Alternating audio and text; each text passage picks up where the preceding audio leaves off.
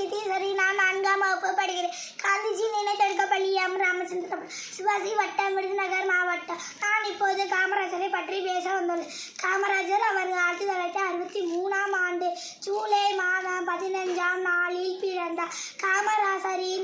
காமராஜர் தந்தையின் பெயர் குமாரசாமி, தாயார் பெயர் சிவகாமி அம்மா. இவர் தமிழ்நாட்டின் விருதுநகர் மாவட்டத்தில் பிறந்தார். இவர் பெயர் காமாட்சி என்று அழைப்பார். அவருடைய தாயார் செல்லமாக அவரை ராஜா என்று அழைப்பார்.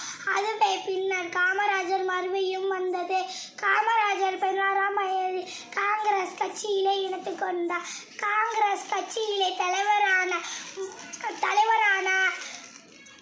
சத்யமூர்த்தி அவரை அரசியல் குருவாக ஏற்றுக்கொண்டார். 1954ஆம் ஆண்டு முதலில் தமிழக முதல்வரை பெற்றோரின் காமராஜர் 1963ஆம் ஆண்டு